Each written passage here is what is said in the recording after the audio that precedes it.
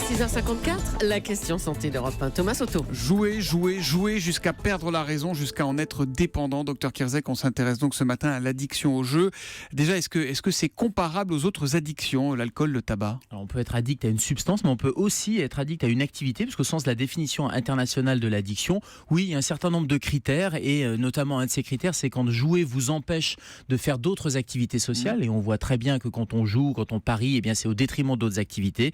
Donc ça remplit ces critères de l'addiction. Alors certains psychiatres sont un peu plus nuancés, et il y a une nuance fondamentale qui est de dire que le tabac, l'alcool, on sait que ça peut tuer, et on sait qu'il y a un risque pour la santé vitale. C'est pas le cas pour d'autres types d'addictions. Donc certains psychiatres vont aller mettre un peu une différence. Alors, oui, il y a une dépendance, oui, il y a une addiction, mais attention à ne pas tout qualifier d'addiction. Et puis il y a la neurobiologie qui nous aide, parce que quand on regarde dans le cerveau ce qui se passe, le jeu, le tabac, l'alcool, les circuits sont les mêmes, sont les circuits de la récompense et les circuits de l'addiction. Donc oui, on peut dire que c'est une addiction. Mais c'est un vice ou c'est une maladie, un vrai problème de santé ? Alors c'est une manie, c'est une consommation excessive, et ça devient un problème de santé quand vous avez une souffrance.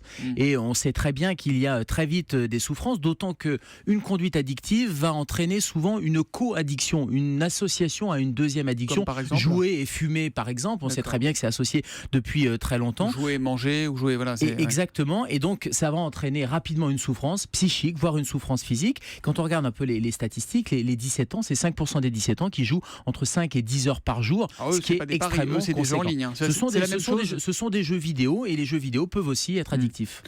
On tombe brutalement dans le jeu, ou ça se fait petit à petit à bas bruit ? Non, on y goûte, comme toutes les addictions. On va y goûter avec un point de départ qui est un gain initial, par exemple sur les paris, et puis vous avez une émotion qui est positive. Forcément, vous jouez, vous gagnez, cette émotion positive. L'objectif, ça va être de recréer ce moment magique, et inlassablement, vous allez essayer de retrouver ce moment magique, quitte à avoir des pertes conséquentes, quitte à avoir un raisonnement qui va être biaisé, parce que vous allez chercher un peu ce côté, ce frisson. Donc ça peut prendre des années, ça s'installe en tout cas progressivement. Comment lutter, comment soigner, comment traiter, qu'est-ce qu'on fait ? Alors c'est souvent compliqué, parce qu'il faut d'abord en avoir conscience, et c'est pas évident, et c'est souvent l'entourage qui en a conscience, et globalement il faut se sevrer, c'est l'objectif, c'est arrêter, et on y arrive parfois tout seul, mais très rapidement on s'aperçoit qu'il y a des limites à ce sevrage, et qu'il faut être accompagné. La prise en charge, elle est multidisciplinaire. Oui, il n'y a pas de cachet qui va soigner l'addiction. Non, il n'y a pas de cachet miracle qui va soigner l'addiction, donc ça va être une psychothérapie de soutien, donc il faut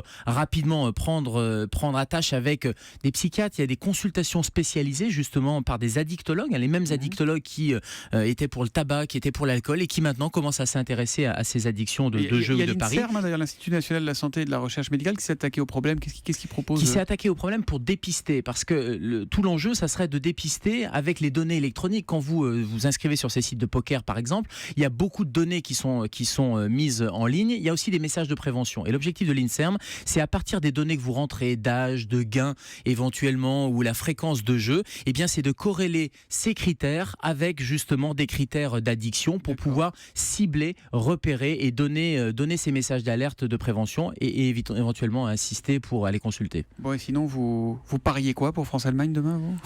J'en sais rien. En plus, je vais être de garde demain, donc je suis même pas sûr de pouvoir le regarder. Le docteur Kierzek, il est sain, il n'est addict, on dit pas addictif, il est addict. Il est addict à rien, voilà, sauf à la santé et à la radio. On le retrouve demain matin. On peut être addict au travail aussi, c'est une addiction. Workaholic, on dit. Non, exactement. pas mal en anglais. Bravo Thomas. Rendez-vous à 7h05 sur Europe 1, Gérald. À demain.